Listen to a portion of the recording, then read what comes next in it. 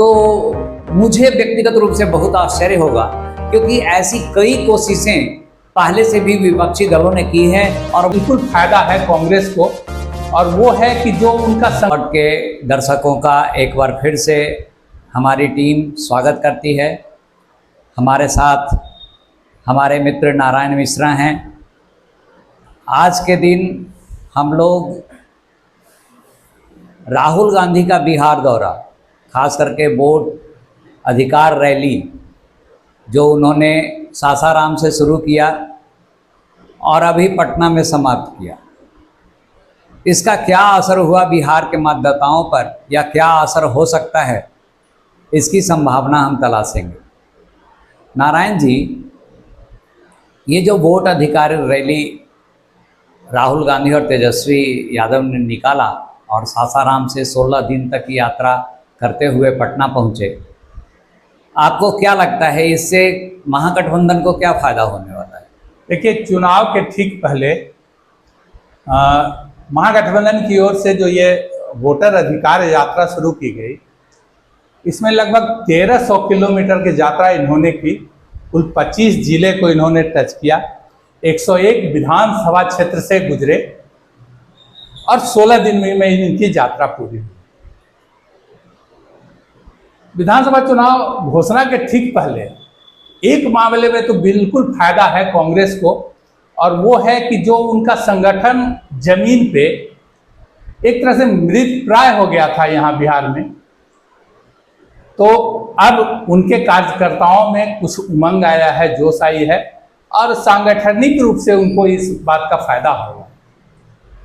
अब रही बात राजद की, तो राजद तो सबसे बड़ी पार्टी है बिहार की, और तेजस्वी यादव राहुल गांधी के साथ मुख्य रूप से इस यात्रा के संयोजक थे, प्रायोजक थे, और जहां जहां वो गए काफी अच्छी संख्या में भीड़ जुटी।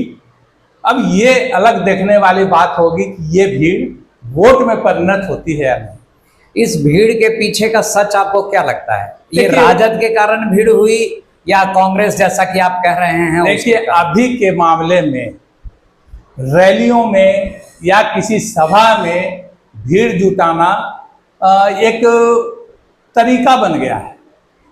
हर गांव से लोगों को बस में, गाड़ियों में भर के लाया जाता है, और आप किसी भी रैली, किसी भी पार्टी की रैली हो या किसी की पार्टी की सभा हो, आप उसमें वहां मौजूद लोगों से यदि बात कीजिएगा तो कम से कम हम समझते हैं कि 50% ऐसे लोग होंगे जिनको ये पता नहीं होगा कि वो आए हैं, वो किस लिए आए हैं।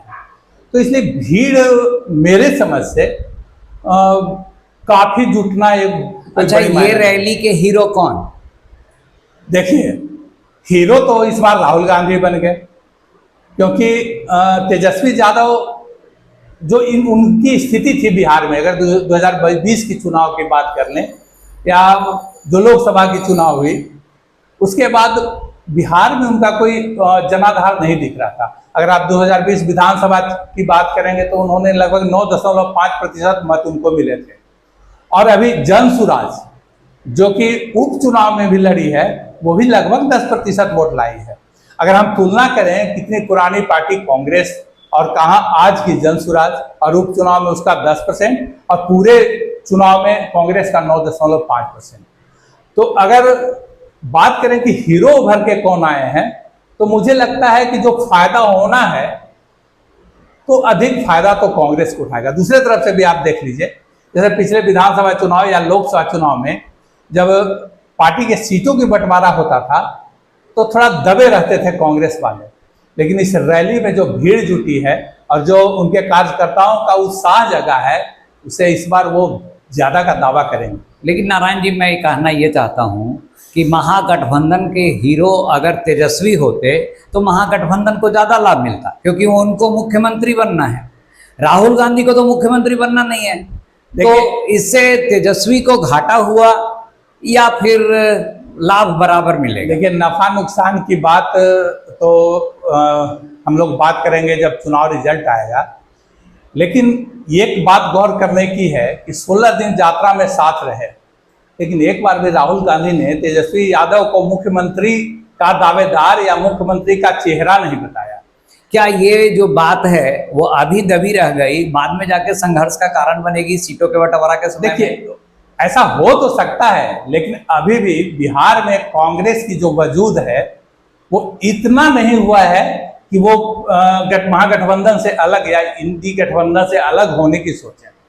एक और बात मैं कहना चाहता हूँ, आपके माध्यम से दर्शकों तक पहुँचाना चाहता हूँ, आपके विचार सुनना चाहता हूँ कि राजद का वोट बैंक माई समीकरण है, तो कांग्रेस क्या उसमें, जैसा कि कांग्रेस का एक पृष्ठभूमि रहा है, सवर्ण वर्ग उससे जुड़ा हुआ रहा है, तो आपको लगता है कि अगले चुनाव में कांग्रेस राजद के माई वोट बैंक से सवर्ण को जोड़ने में सफल हो जाएगी? नहीं, ऐसा तो मुझे नहीं लगता। इसलिए कि देखिए, कांग्रेस के साथ जो जुड़े हुए थे स्वर्ण वर्ग के लोग, वो जनरेशन अब बिहार में खत्म हो चुका है। मैं मानता हूँ, जब मैं छोटा था या आप भी छोटे होंगे, तो हर जगह इनका एक वोट बैंक था, और वो पुराने लोग चाहे सिद्धांत नहीं देखते थे, कोई तत्कालिक कारण नहीं देखते थे, वो कांग्रेस को ही वोट देते थे। लेकिन वो वर्ग अब लगभग समाप्त हो चुका है। अब बात रह गई जो युवा वर्ग है या जो अभी वर्तमान के जो स्वर्ण हैं, उनको बीजेपी से तोड़ना, मैं समझता हूं कि अगर कहीं 2-4 विधानसभा ऐसे क्षेत्र जहां कोई ऐसा उम्मीदवार के बल पर टूट जाए, वो अलग बात है, लेकिन ऐसे स्वर्ण का वोट टूटता हुआ नहीं। अच्छा, महागठबंधन में राजद के और कांग्रेस के अलावा अन्य दल भी हैं, बिल्कुल, जैसे दीपांकर भट्टाचार्य हुए जो भाकपा माले के, या फिर मुकेश सहनी हुए वीआईपी के, ये भी लगातार इस यात्रा के दौरान उनके साथ बने रहे। देखिए, इस यात्रा को कितना लाभ मिलने वाला है? इस यात्रा के पहले एक बात सोशल मीडिया और आम लोगों के बीच भी था कि क्या मुकेश सहनी इस बार महागठबंधन के साथ बने रहेंगे। इस यात्रा से एक फायदा ये हुआ कि ये क्लियर हो गया कि मुकेश सहनी महागठबंधन के साथ ही रहेंगे। लेकिन मुकेश सहनी का तो शर्त है कि हमको उप मुख्यमंत्री बनाया जाएगा तब हम रहेंगे। देखिए, शर्त कभी कभी प्रेशर गेम के लिए वैसे किया जाता है, वो मैं नहीं समझता कि वो शर्त महागठबंधन मानेगी उनका, और उनके पास कोई और चारा नहीं है, क्योंकि 2 ही बड़ी गठबंधन है, आप एनडीए में जाइए या महागठबंधन में जाइए, अकेले आपकी कोई वजूद है। मैं एक और प्रश्न आपसे पूछना चाहता हूँ कि पिछले चुनाव में भाकपा माले या कहिए अन्य वामपंथी दलों को महागठबंधन का बहुत ज़्यादा लाभ मिला था, क्या इस बार वो अपना प्रदर्शन कायम रखेंगे या उससे आगे जाएंगे? मैं यही बात आपसे बताना चाह रहा था कि जो ये वोटर अधिकार यात्रा हुई, उसमें मेरे समझ से सबसे बड़ा लाभ जो है वो भाकपा माले उठाने जा रही है। अब इसको ऐसे समझिए आप, भाकपा माले का 2020 विधानसभा चुनाव में स्ट्राइक रेट सबसे बेहतर था, उन्होंने कुल 12 सीटें जीती थी, और अन्य कम्युनिस्ट उतने नहीं रहे। अब ये जो 101 विधानसभा क्षेत्र है, हर जगह उनका जनाधार नहीं है, लेकिन मुझे लग रहा है कि जो इस बार वो अधिकार यात्रा में भट्टाचार्य जी शामिल रहे, तो उनको वोट सीट का लाभ हो न हो, लेकिन उनका संगठन का लाभ इससे मिलने वाला है। एक चीज़ और, बिहार में महागठबंधन यानी कि राजद, कांग्रेस, भाकपा माले, मुकेश सहनी और भी कुछ, लेकिन आपने देखा होगा कि इस यात्रा के अंतिम चरण में कांग्रेस ने या तेजस्वी ने उसको इंडी गठबंधन में बदलने की कोशिश की, दिखाने की कोशिश की। यही कारण है कि तमिलनाडु के मुख्यमंत्री स्टालिन को भी बुलाया गया। देखिए, जहाँ तक मैं समझता हूँ, तेजस्वी यादव मुख्यमंत्री बनने के लिए चुनाव लड़ रहे हैं, या उनकी यात्रा का जो उद्देश्य है मुख्यमंत्री बनना है, लेकिन राहुल गांधी का उद्देश्य लोकसभा चुनाव है, यानी वो प्रधानमंत्री के पद पर अपनी निगाह रख रहे हैं। तो महागठबंधन सिर्फ बिहार के लिए था पिछले चुनाव में, लेकिन जो इंडी गठबंधन बना वो पूरे भारत देश में इनका एक संगठन बना।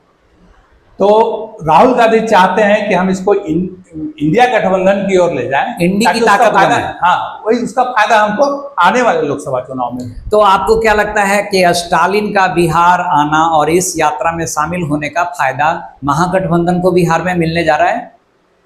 ऐसा है, इसमें देखिए, बीजेपी विश्व की सबसे बड़ी पार्टी है, और वहाँ स्ट्रेटेजी बनाने वाले बहुत सारे लोग हैं, और मुझे लगता है कि इस अधिकार यात्रा का जो लाभ है उसे कैसे चुराया जाए या उसको कैसे छीना जाए, उसके लिए अभी से एनडीए के लोग या बीजेपी के थिंक टैंक सोचने लगे हैं। स्टालिन की बात आई, स्टालिन बिहार के लिए एक विवादित रहे।